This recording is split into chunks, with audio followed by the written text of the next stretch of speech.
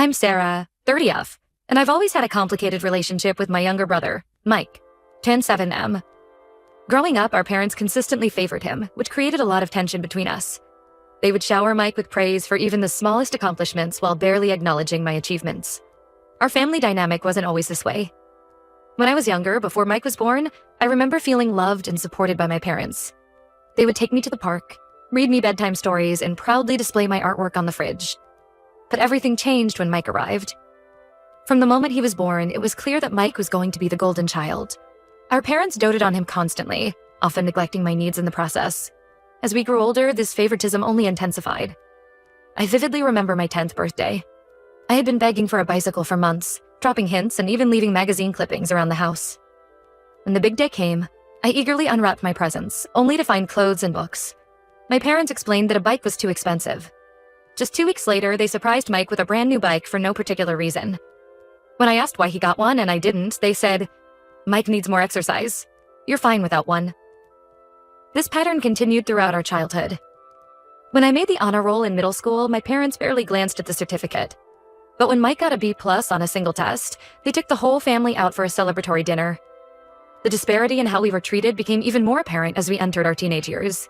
When I was 16, I got my first part-time job at a local bookstore. I was thrilled to finally have my own source of income and started saving for college. However, my excitement was short-lived. Mike, then 13, complained to our parents that it wasn't fair that I had spending money while he didn't. Instead of encouraging him to wait until he was old enough to get his own job, our parents made an outrageous demand. They insisted that I give Mike half of my earnings each month. I was shocked and tried to protest, but they threatened to make me quit the job if I didn't comply. Reluctantly, I agreed, watching half of my hard-earned money go to my brother, who spent it frivolously on video games and junk food. This incident set a precedent for Mike to feel entitled to my things. Throughout high school, he would regularly borrow my belongings without asking. Clothes, electronics, even my car once I got my license. If I dared to complain, our parents would lecture me about the importance of sharing with my brother. They never seemed to consider that Mike should learn to respect other people's property. Despite the constant favoritism, I worked hard in school, hoping that academic success might finally earn me some recognition from my parents. When I got accepted to my dream college with a partial scholarship, I was over the moon. I rushed home to share the news, envisioning a proud reaction from my parents. Instead, they gave a lukewarm response saying, "That's nice, honey," before quickly changing the subject to Mike's latest football game. In contrast, when Mike got into a local community college a few years later, our parents threw him a lavish party.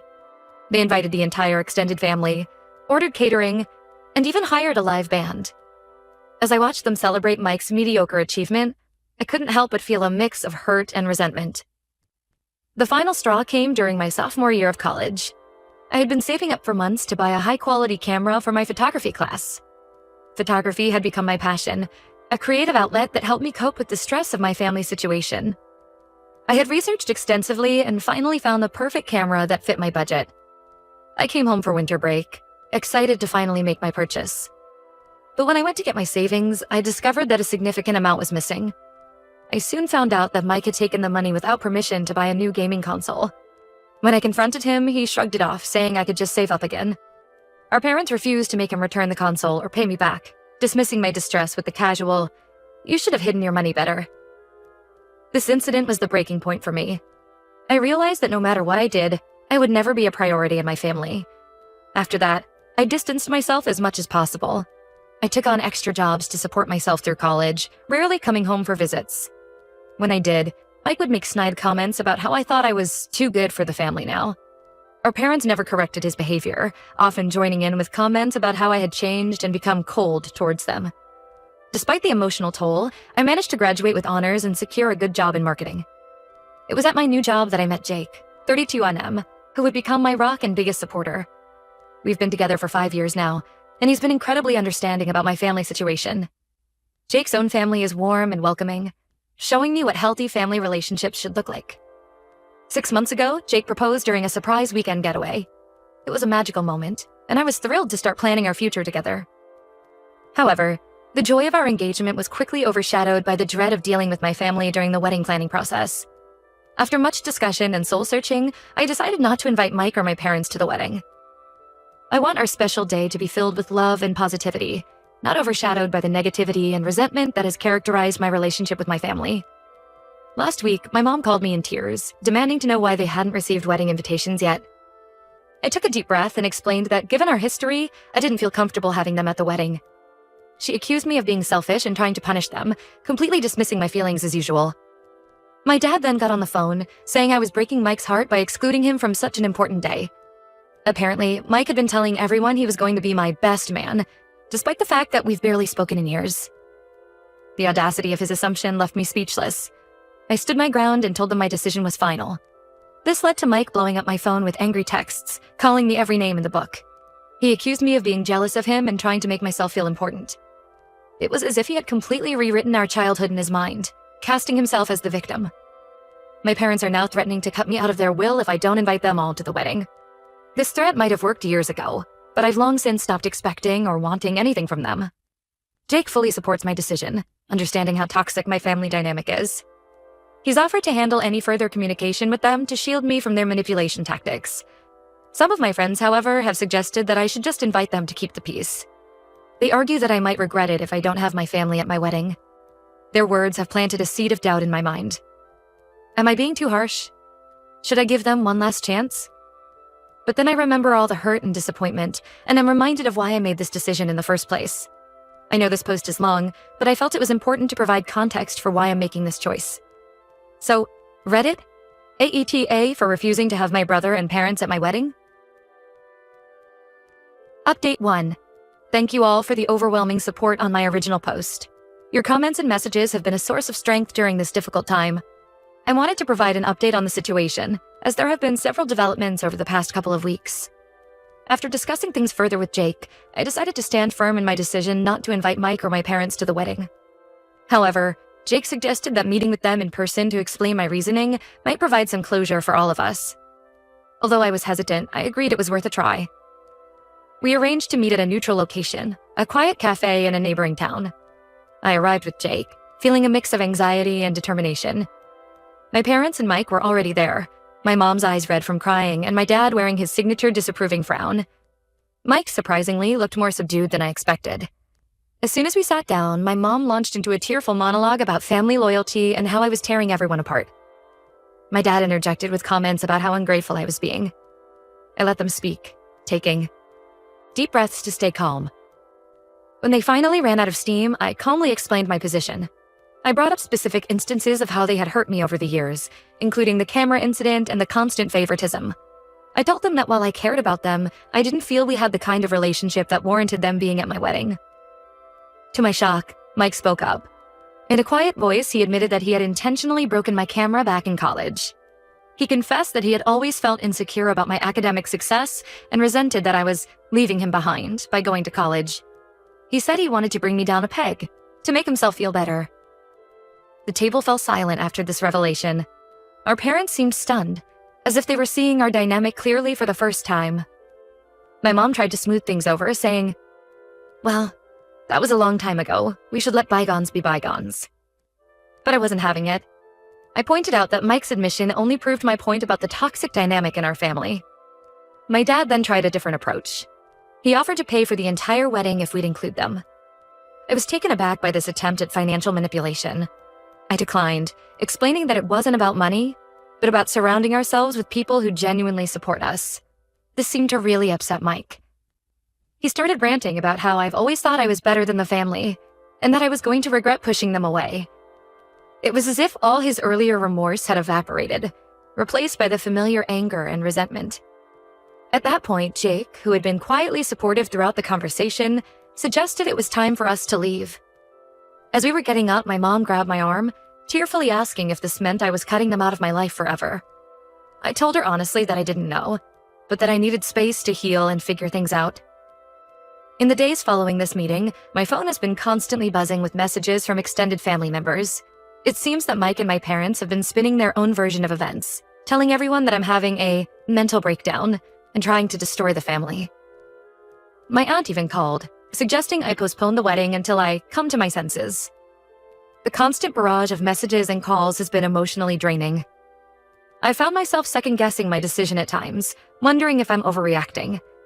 But then I remember the years of hurt and dismissal, and I know I'm doing the right thing for myself. Jake has been my rock through all of this. Seeing how my family treated me at the meeting only reinforced his support of my decision. He suggested we take a weekend trip to get away from all the drama and focus on our relationship. We ended up driving to a quaint little beach town a few hours away. During our trip, we spent time walking on the beach, trying local restaurants, and just enjoying each other's company without the cloud of family drama hanging over us. One evening, as we watched the sunset, Jake told me how proud he was of me for standing up for myself. He reminded me that we're creating our own family now, one built on mutual respect and love. This getaway was exactly what I needed to reaffirm my decision and refocus on the exciting future ahead of us. We even started discussing the possibility of moving to a new city after the wedding for a fresh start, away from the constant reminder of my family's toxicity. When we returned home, I made the difficult decision to block my family's numbers and social media accounts. It felt extreme, but I realized I needed to protect my peace of mind as we approached the wedding. We've also taken some practical steps to ensure our wedding day goes smoothly. We've hired security for the venue in case any uninvited guests try to show up. We've also password protected all our vendor accounts so no one can make changes to our plans. It's sad that we have to take these precautions, but I want to be prepared for anything. As the wedding draws closer, I'm trying to focus on the positive aspects. Marrying the love of my life, surrounded by friends who have become family. Yes, there's still a lingering sadness about the situation with my biological family.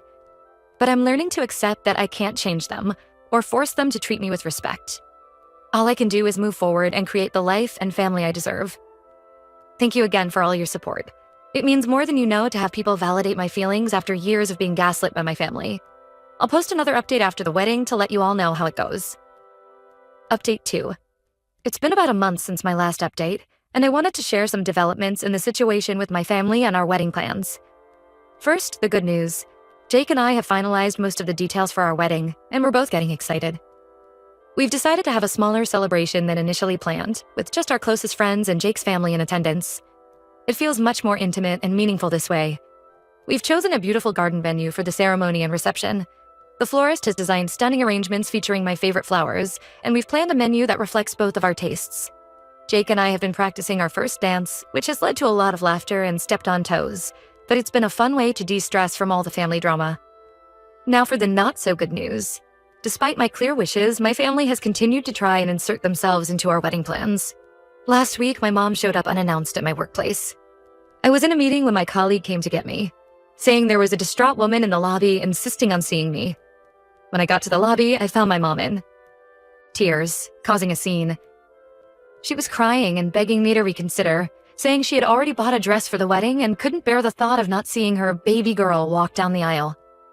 She had brought photo albums of my childhood, as if seeing pictures of happier times would change my mind. I was mortified and angry that she would ambush me at work like that. I firmly told her to leave and that if she pulled a stunt like that again, I would have to involve security. She left in tears, and I spent the rest of the day feeling anxious and distracted. My boss was understanding, but I couldn't shake the feeling of embarrassment. A few days after this incident, I received a lengthy email from Mike. Unlike his previous angry messages, this one seemed more reflective. He wrote about how he had been doing a lot of thinking since our meeting at the cafe. He acknowledged that he had been a terrible brother growing up and said he wanted to make amends. Mike went into detail about how he had always felt overshadowed by my achievements and had lashed out because of his own insecurities. He even offered to pay for the camera he broke all those years ago, saying he had looked up the model and found its current value. While part of me appreciated the gesture and the apparent self-reflection, I couldn't help but feel it was too little. Too late. Years of hurt and resentment don't disappear with one email, no matter how well-intentioned. I replied thanking him for the apology, but reiterating that I needed space and that my decision about the wedding was final. Unfortunately, things took another turn when I found out that Mike had somehow gotten the contact information for our wedding venue. The venue coordinator called me, sounding confused. She explained that someone claiming to be Jake had called, trying to add 3 names to the guest list. Luckily, the coordinator was alert and checked with me before making any changes. I was shocked to learn that Mike had gone to such lengths. It felt like a huge violation of my boundaries and made me question whether his apologetic email had been sincere or just another manipulation tactic. This incident left me feeling even more certain that I had made the right decision in not inviting them. Jake was furious when I told him about Mike's attempted deception. He suggested we look into a restraining order, concerned that my family might try to crash the wedding. We're considering our options, but I'm hesitant to escalate things legally if we don't have to. The idea of taking legal action against my own family no matter how justified, feels like a huge step. On a more positive note, Jake's family has been incredibly supportive throughout all of this. His parents invited me over for dinner last weekend, and his mom pulled me aside for a heart-to-heart. She told me that she considered me a daughter already, and that she was proud of me for standing up for myself. It was touching to feel so accepted and valued by them, especially in contrast to my own family's behavior. As the wedding gets closer, I'm trying to focus on the positive and not let my family's actions overshadow this special time. Jake and I have started premarital counseling, which has been really helpful in processing everything that's happened and strengthening our communication. We've been discussing our hopes for the future and how we want our relationship to be different from what I experienced growing up. We've also decided to do something different for our bachelorette celebrations. Instead of big parties, we've booked a private cooking class for us and our wedding party. It feels good to create new traditions that are meaningful to us, rather than following expectations set by others. I'm still struggling with feelings of guilt and sadness at times. There are moments when I catch myself daydreaming about a reconciliation, imagining my dad walking me down the aisle or sharing a dance with my mom at the reception. But then I remind myself of the reality of our relationship and why I made this decision in the first place. Despite the ongoing drama, I'm feeling more confident in my choices. The support from Jake, his family, and our friends has been invaluable. It's shown me what genuine love and support look like, reinforcing that I'm making the right decision for my future. As we enter the final weeks before the wedding, I'm trying to stay focused on the joy of marrying Jake and starting our life together. We've planned a small honeymoon getaway to a nearby beach resort, which I'm really looking forward to. It'll be nice to have some quiet time together after all the stress and excitement of the wedding. Thank you all for your continued support and advice. It's been a challenging journey, but I'm looking forward to starting this new chapter of my life with Jake. Update 3. It's been a whirlwind few weeks since my last update, and I wanted to share the latest developments with you all. The wedding day finally arrived, and despite all the drama leading up to it, it was absolutely perfect. Jake and I exchanged vows in a beautiful outdoor ceremony surrounded by our closest friends and his loving family. The weather was gorgeous, the food was delicious, and the dance floor was packed all night. One of the most touching moments came during the reception when Jake's sister gave a speech. She talked about how she'd always wanted a sister, and how thrilled she was to finally have one in me. It brought tears to my eyes and really drove home how fortunate I am to be joining such a warm, supportive family. As for my own family, they did try one last attempt to force their way into the wedding. About an hour before the ceremony was set to begin, my parents and Mike showed up at the venue. They were all dressed up and insisted they were there to support me, despite not being invited. I was getting my hair done when one of my bridesmaids came in, looking flustered. She quietly informed me that my family was outside, arguing with the security team. For a moment, I felt a mix of anger and sadness wash over me. But then I looked at myself in the mirror, in my wedding dress, and I knew I couldn't let them ruin this day. Thankfully, the security team we hired handled the situation swiftly and professionally. They escorted my family off the property without causing a scene or disrupting the preparations. I'm so glad we took the precaution of hiring security, as it allowed me to relax and enjoy my day without worrying about potential drama. The ceremony itself was beautiful. Walking down the aisle towards Jake, seeing his face light up as he saw me, I knew without a doubt that I had made the right decision. We wrote our own vows, and there wasn't a dry eye in the house when we finished. Jake's parents were beaming with pride, and I felt more loved and supported than I ever had before. The reception was a joyous celebration. We danced, laughed, and made memories that will last a lifetime. Jake surprised me with a song he had written for me, performing it with his college band. It was a moment of pure happiness that I'll cherish forever. In the weeks since the wedding, I've received a few messages from extended family members who attended. Most have been supportive, saying they understood my decision after seeing how happy I was on my wedding day. A few expressed disappointment that my immediate family wasn't there, but respected that it was my choice to make. Mike sent another email, this time apologizing for trying to crash the wedding. He said seeing the security team turn them away made him realize how serious I was about maintaining boundaries. He mentioned he's starting therapy to work on his issues, which I hope is true for his sake. As for my parents, I haven't heard from them directly since the failed wedding crash attempt. My aunt told me they're heartbroken, but trying to respect my wishes for space. Part of me feels guilty, but a larger part feels relieved to have this chapter closed. Jake and I are leaving for our honeymoon tomorrow, 2 weeks in Greece that we've been looking forward to for months. We're both excited to relax, explore, and start our married life together without any family drama hanging over our heads. Looking back on this whole experience, I'm proud of myself for standing firm in my decisions despite the pressure and guilt trips. It wasn't easy, but I know I did what was best for my mental health and my relationship with Jake. Thank you all again for your support and advice throughout this journey. It's meant the world to have this community to turn to during such a challenging time. I'm looking forward to this new chapter of my life and feeling optimistic about the future for the first time in a long while.